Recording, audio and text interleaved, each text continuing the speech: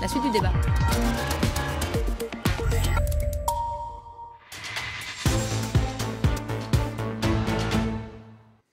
Et je vous le disais, les 28 ministres de l'Intérieur se sont retrouvés aujourd'hui à Bruxelles pour tenter de faire le point 48 heures après ces attentats en Belgique, pour tenter également de régler les détails de cette riposte à adopter. On va écouter tout de suite le ministre français de l'Intérieur, Bernard Cazeneuve, qui s'est exprimé il y a quelques instants lors d'un point presse. Écoutez-le. L'Europe qui s'est bâtie au lendemain de la Seconde Guerre mondiale sur la victoire contre le nazisme, sur la victoire contre le totalitarisme et contre les nationalismes, a aujourd'hui un nouveau défi à relever. La victoire contre le terrorisme. Et ce défi, elle ne pourra le relever que dans la solidarité, dans la cohésion et dans la cohérence. Ce n'est qu'en travaillant ensemble que nous arriverons à vaincre cet ennemi commun qu'est le terrorisme. Sans réponse puissante et rapide de l'Union, nous serons frappés à nouveau en Europe. René-Georges Carrier, on parlait à l'instant de ce PNR. La France fait pression pour son adoption, sa mise en application, sa validation. Vous disiez, c'est pas la baguette magique, mais ce serait dommage de priver l'Europe de cet outil indispensable selon vous. Dans la situation actuelle, il faut se doter de tous les moyens possibles pour essayer justement de lutter contre ce terrorisme. Alors c'est pas la baguette magique, le PNR est bien évident que ça ne réglera pas le problème du jour au lendemain. Le problème il est beaucoup plus profond, les racines sont au Moyen-Orient, les racines sont aussi en France. On a affaire à un terrorisme endémique aujourd'hui et non pas conjoncturel, car ce sont des gens, la plupart du temps, il y a eu quelques étrangers, mais si on met en perspective les attentats qu'on a eu en France depuis 4 ans, ce sont des personnes qui sont nées en France, qui ont vécu en France, qui ont une nationalité française. Je ne sais plus quel homme politique disait leurs parents étaient étrangers, mais ils étaient intégrés dans la société française. Eux sont français et ne sont pas intégrés. Donc le PNR, c'est pas la solution miracle, mais il faut effectivement le voter, ça peut aider. On peut même aller plus loin. Chaque service de renseignement en France en Europe, du moins la plupart des grands pays, ont des fichiers nationaux. Eh bien, on pourrait très bien imaginer de connecter ces fichiers.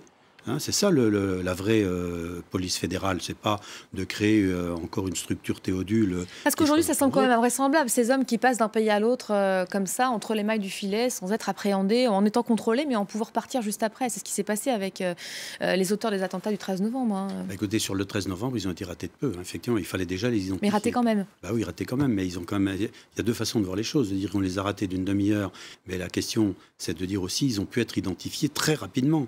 Finalement, Abdeslam, il a été identifié très très rapidement. Ça aussi, il faut le souligner. C'est une enquête de police judiciaire qui a été efficace. Après, quand ils ont donné information aux Belges, il avait déjà franchi la frontière. Ça aussi, ça fait partie des aléas d'une enquête de police. Alors justement, parlons-en des frontières, Jérôme Pigné, Schengen dans tout ça. À l'heure où les États membres sont tentés de se replier sur eux-mêmes, on voit ces murs, ces barrières se dresser les unes après les autres.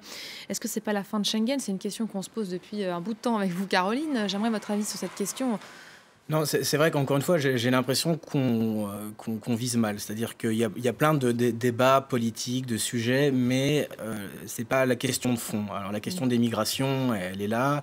Il y a plein de questions qui gravitent autour. Lier la crise migratoire au terrorisme, ça c'est une erreur. Voilà, à mon avis, c'est une erreur parce que si vous prenez la question migratoire depuis son origine géographique, c'est-à-dire au-delà de la Méditerranée, vous n'avez pas du tout les mêmes discours et vous n'avez pas du tout la même perception. C'est-à-dire que la question de la fluidité des personnes et des biens, c'est une opportunité au-delà des frontières européennes. Et nous, on le voit à chaque fois. Et depuis 2003, c'est-à-dire qu'en 2003, quand on a établi notre première stratégie de sécurité, on parlait terrorisme, prolifération nucléaire, on parlait migration, on parlait grand banditisme, etc.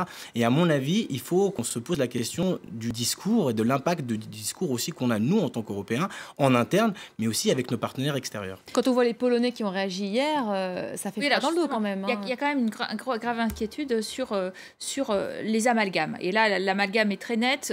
Dès qu'on parle maintenant terrorisme, immédiatement, on en vient à Schengen.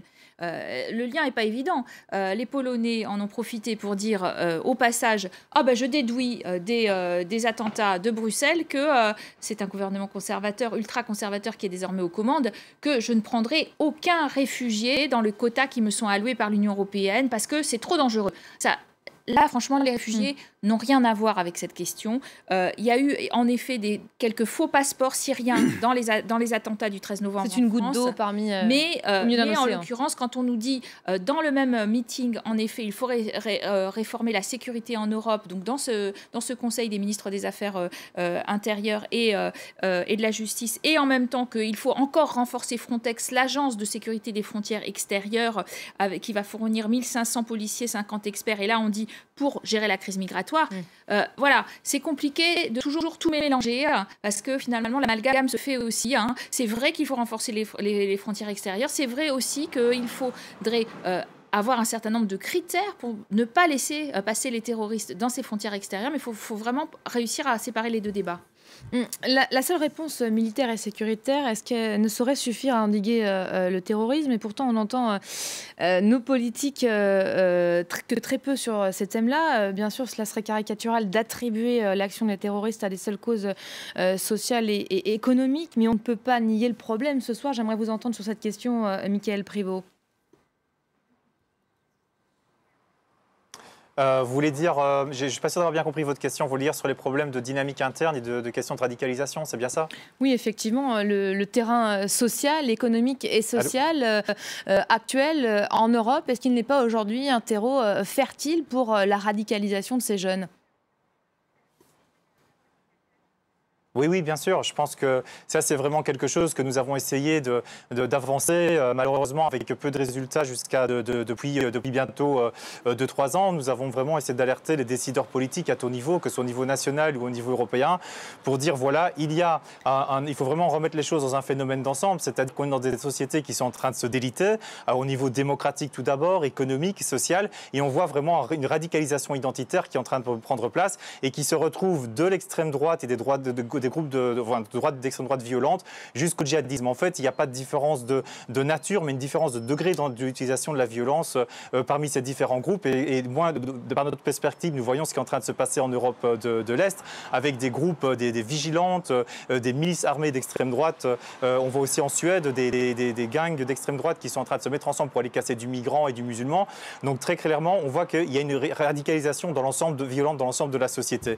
Alors, c'est sur ce tableau d'ensemble qu'il faut voir que les choses peuvent agir. Donc nous, ce qu'on est en train de dire, c'est que c'est vrai, d'un côté, il y a des dynamiques spécifiques à l'intérieur des communautés musulmanes qui mènent à la radicalisation des discours. Et on a parlé évidemment de la question de la salafisation qui a été largement soutenue par l'Arabie saoudite et d'autres États du Golfe. Mais en même temps, quand on voit aujourd'hui le profil socio-économique, en tout cas en Belgique, de la majeure partie des communautés musulmanes, c'est des situations de pauvreté, de sous-emploi. Un jeune sur deux à Molenbeek, par exemple, qui n'a pas d'emploi.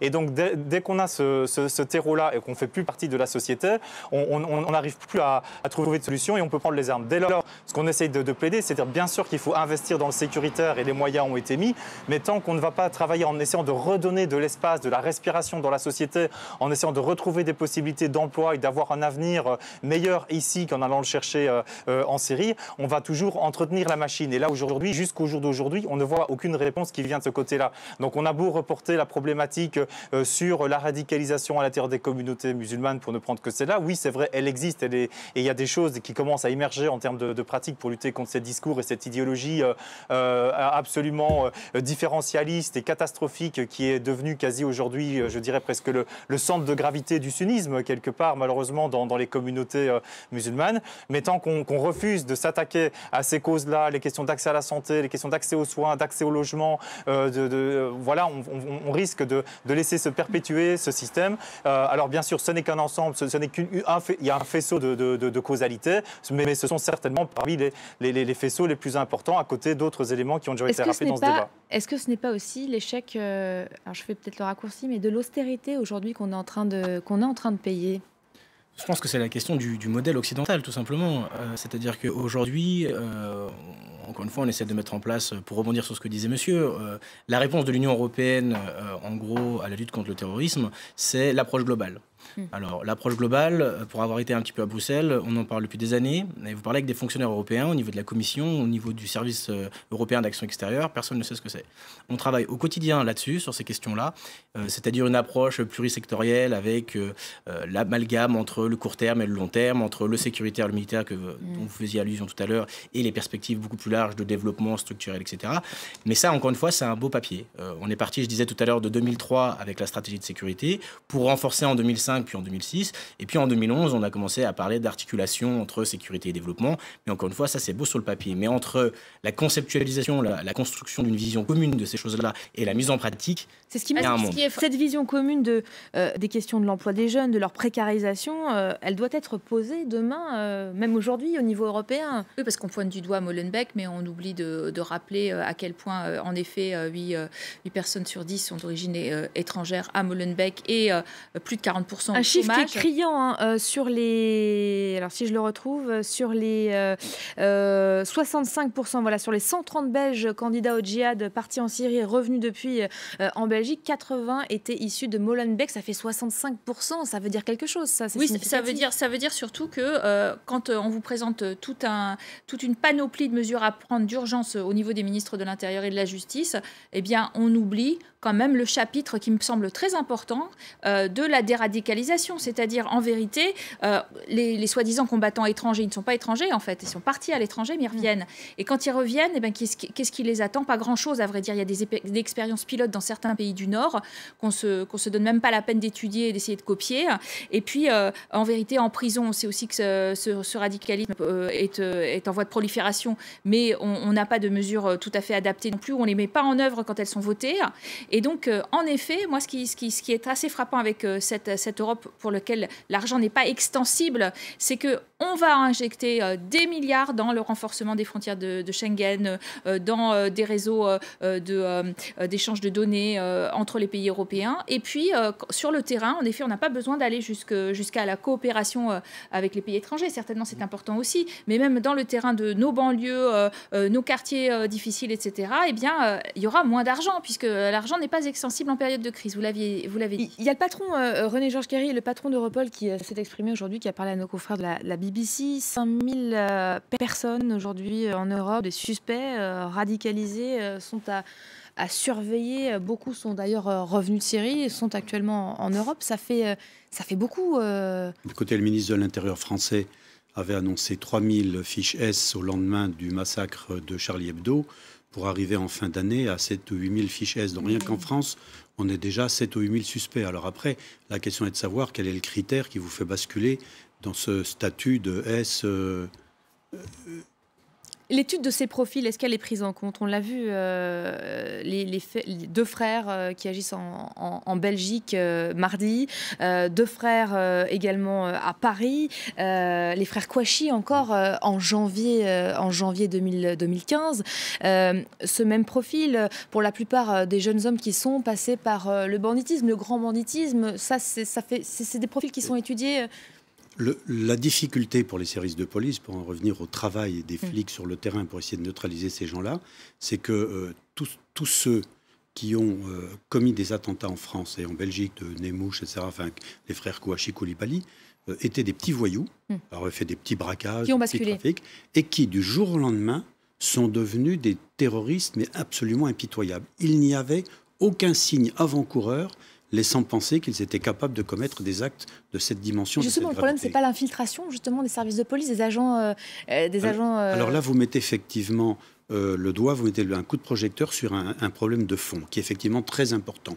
On a un peu délaissé, c'est incontestable, tout le monde le reconnaît, depuis la suppression des renseignements généraux, on a un peu abandonné le renseignement humain. On a toujours considéré que les renseignements généraux, c'était pas bien, que c'était une réputation un peu sulfureuse, c'était de la police politique, c'était tordu. Alors qu'en et le a manqué clairement aujourd'hui. Alors qu'en réalité, les renseignements généraux surveillaient l'ensemble du territoire, pas pour aller violer l'intimité de telle ou telle personne, savoir si on avait des maîtresses ou des amants, mais simplement pour sentir l'évolution sociale, l'évolution politique. Et ça manque. Et c'est maintenant là-dessus qu'il faut faire aussi un effort. Vous avez mis le doigt quand même sur le fait qu'on avait plus de réussite contre les réseaux d'extrême gauche, etc.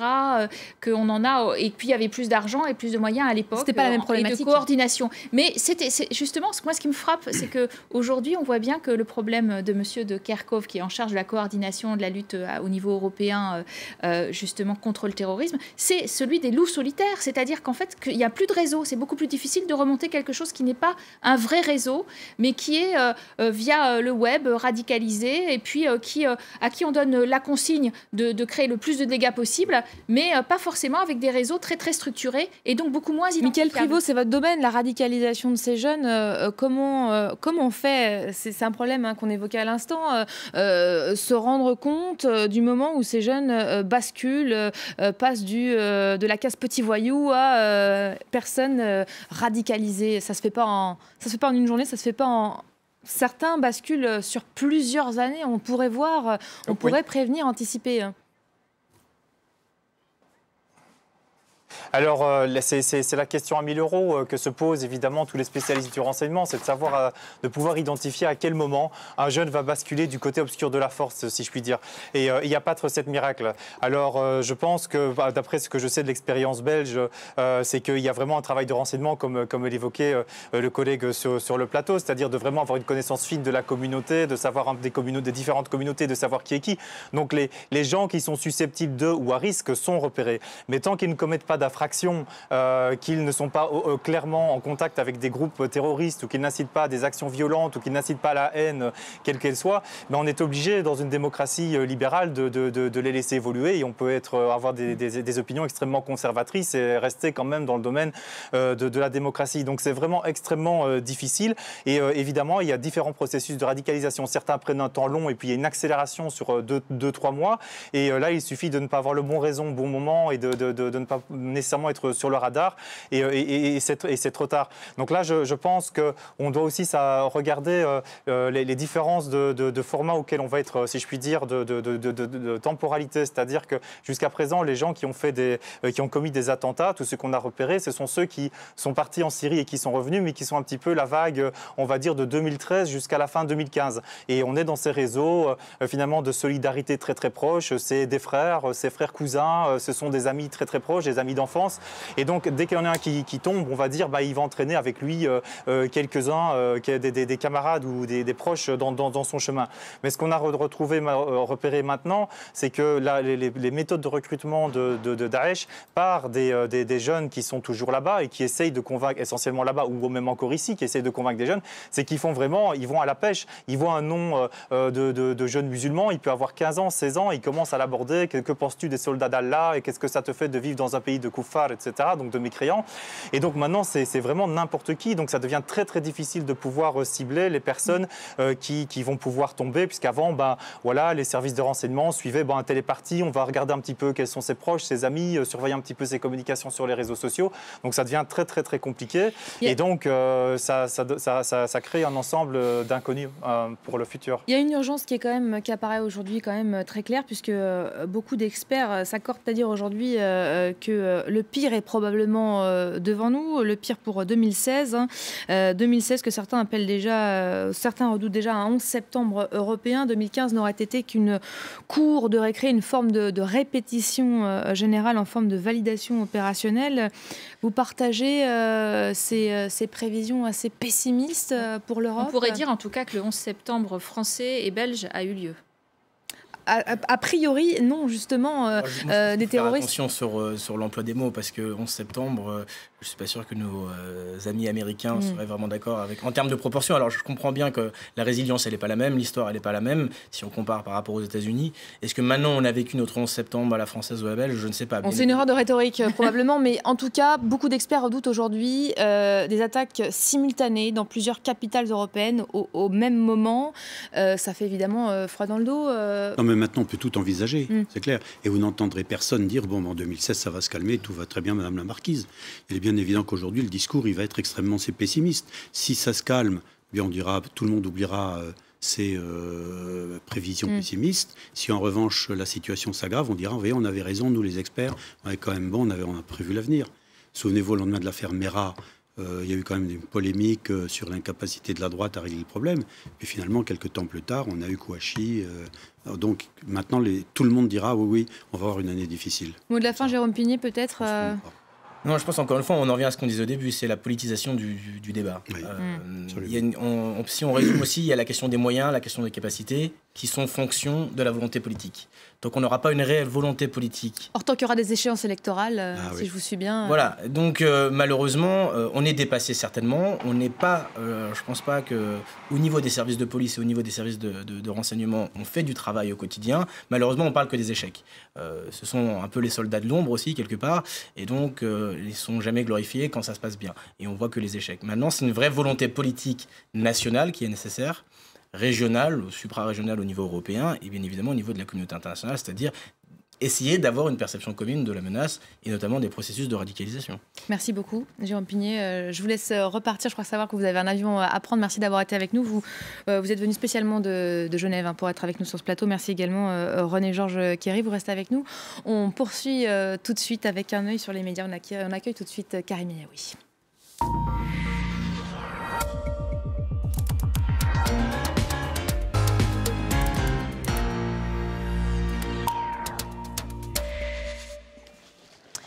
Bonsoir Karim. Dans les médias, donc, l'Europe est évidemment toujours sur le banc des accusés après ces attentats de Bruxelles. Alors c'est vrai, vous avez un petit peu fini sur une note pessimiste et c'est vrai que c'est plutôt l'inquiétude en ce qui concerne les capacités de l'Europe à faire face. Voici la une de Marianne apparaître qui en quelque sorte souligne cette inquiétude. Va-t-on perdre cette guerre avec un Tintin en larmes? On a beaucoup vu Tintin ces derniers jours parce que un certain nombre de dessinateurs capitale de la bande dessinée, Bruxelles. Capitale de la bande dessinée. Un certain nombre de dessinateurs ont utilisé Tintin comme un symbole. Il y a aussi cet article sur le site du Monde, sur la page des décodeurs, qui est en réalité une carte et qui souligne que depuis 2001, eh bien, il y en a eu beaucoup des attentats en Europe.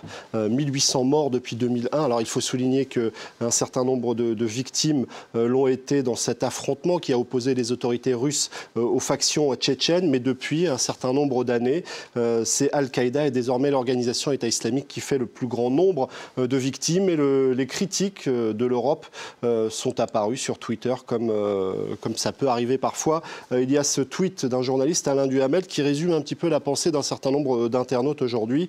Dans cette lutte contre le terrorisme, il n'y a pas d'Europe, simplement des États nationaux qui ne veulent pas se dessaisir de leur pouvoir. Alors du côté de Bruxelles, on ne partagera pas sans doute ce point de vue, mais c'est un peu le genre de critique qu'on pouvait trouver aujourd'hui, des critiques dont on trouvait écho aussi dans les médias, accusées de toutes parts d'inertie après les attentats de Bruxelles.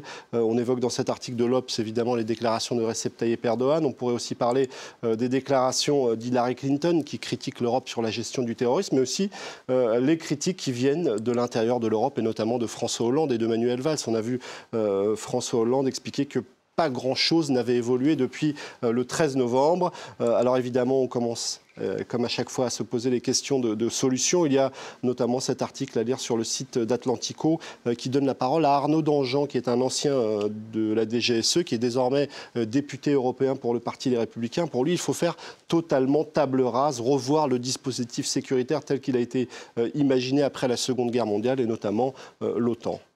Ces attentats à Bruxelles, s'ils ont secoué l'Europe, ils s'invitent aussi évidemment dans le débat politique en France. Et notamment du côté du Parti des Républicains, puisque la primaire approche. Et c'est vrai qu'on entend beaucoup les hommes politiques de droite, ce qui provoque un peu d'ironie du côté de Marianne, qui titre terrorisme, le yaka faucon des ténors de la droite, parce que c'est vrai qu'ils s'expriment, qu'ils proposent, qu'ils reproposent des choses qu'ils avaient déjà proposées. C'est le cas de Laurent Wauquiez qui, sur son compte Twitter, explique « Je demande à nouveau l'internement des individus fichés S ».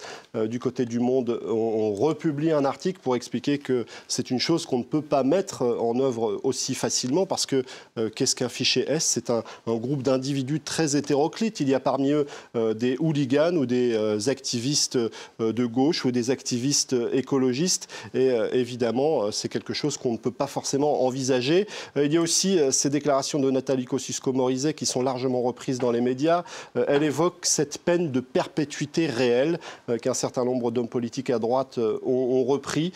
Certains considèrent que c'est un débat inutile. On le compare du côté du Huffington Post à ce débat sur la déchéance de nationalité qu'on explique comme étant un serpent de mer. Alors ce qui est intéressant aussi et qu'il faut souligner, c'est que si ces attentats de Bruxelles se sont invités dans la primaire du Parti des Républicains en France, ils se sont aussi invités dans la primaire du côté des Républicains aux États-Unis. Comment les attentats peuvent booster la candidature de Trump? C'est un article à lire sur le site de Libération qui reprend les déclarations d'un spécialiste qui explique qu'on se trouve peut-être à un attentat de grande ampleur d'une investiture de Donald Trump. Donald Trump qui, avec un certain cynisme, expliquait le 13 novembre dernier qu'il avait constaté un regain de popularité après les attentats de Paris. Merci beaucoup Karim. C'était un œil sur les médias. Merci à vous de nous avoir suivis. C'est la fin de ce débat. J'ajoute que la Belgique vient d'abaisser son niveau d'alerte au niveau 3. Il était au niveau 4 depuis mardi. Encore merci à vous, René-Georges Carry, d'avoir été avec nous. Caroline de Camara également. Mickaël Prévost, je ne sais pas s'il est toujours avec nous, était en direct de Bruxelles. Voilà, c'est la fin.